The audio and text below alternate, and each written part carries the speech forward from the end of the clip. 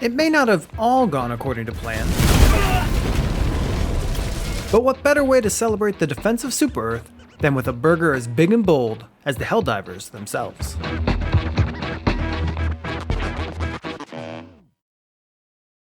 Congratulations to the Helldivers of Super Earth for the successful defense of Super Earth from the Illuminate, one of the three factions that you can fight in Helldivers 2, the other being the bugs, aka the Terminids, and the robots, aka the automatons. Now, we're not going to get into the nitty-gritty lore and the backstory of the aggressive tactics Super Earth uses to spread managed democracy. There's a lot of other pieces of content you can go to find that. If you want a live-action version of it, just basically go watch Starship Troopers. But what we will talk about today is how fun Helldivers 2 is. Helldivers 2 is a blast to play. Dropping in with a squad of 4 when that theme music hits,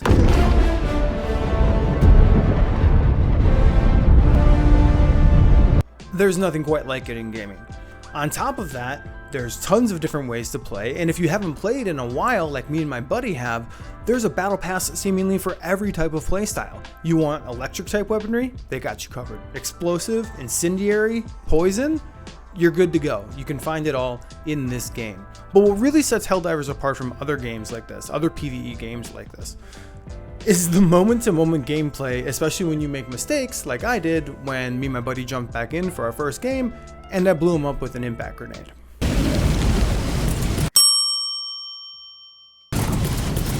Calling in rear. That's gonna happen a lot. But what will also happen are these amazing cinematic moments. There's nothing quite like hitting that perfect stratagem on a group of enemies,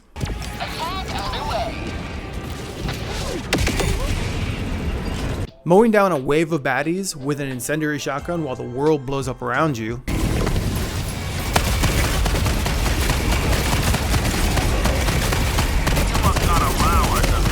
or watching a bunch of enemy ships just be turned to ash by the perfect airstrike. Requesting orbital.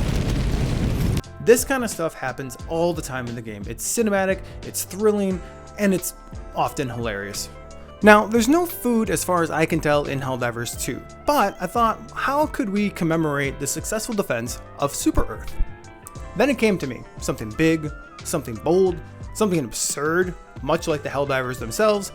We're going to be making a burger, but not just any burger.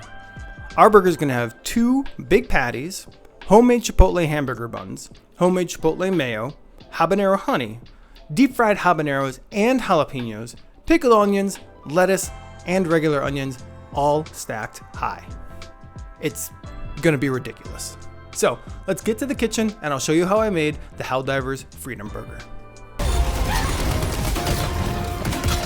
Let's start off with our dough, which we're adding adobo chili peppers to for a little kick and color.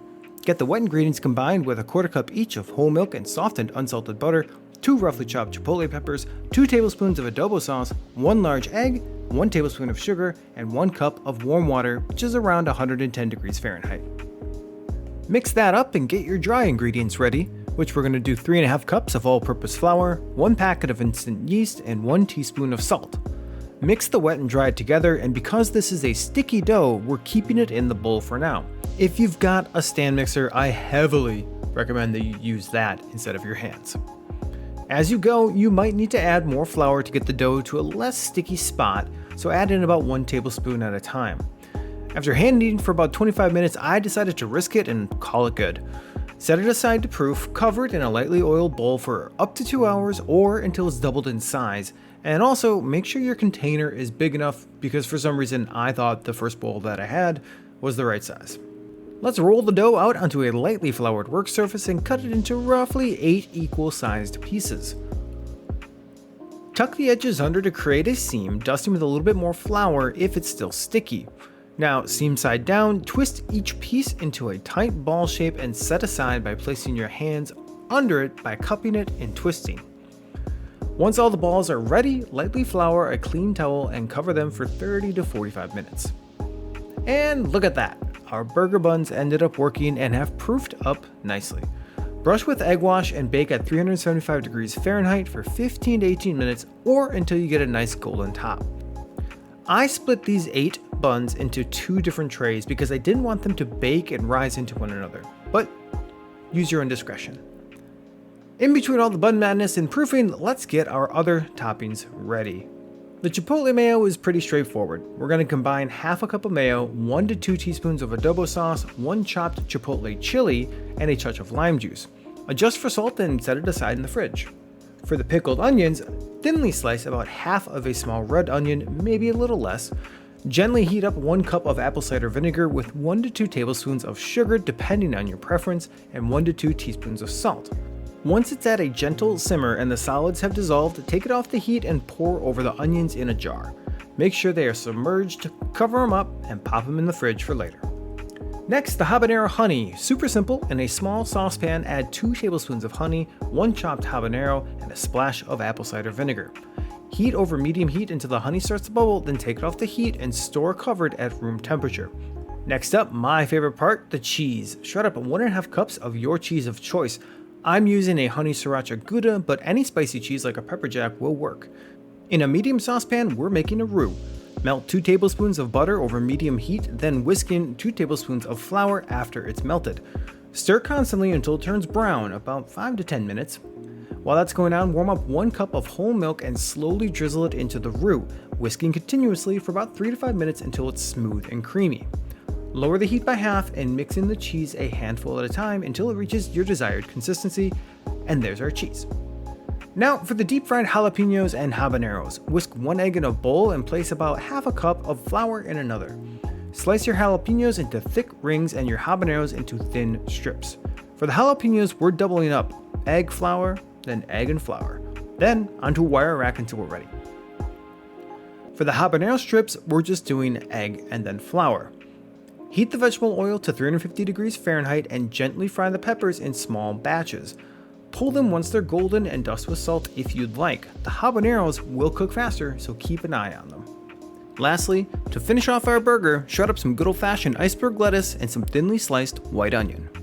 Sometime during all of this, the buns most likely completed baking, so pull them out of the oven and cool them completely on a wire rack.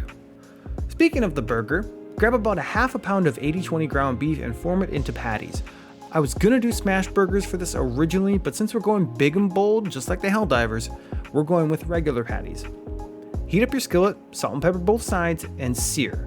Flip after about 4 minutes and cook for another 4, a total of 8 minutes.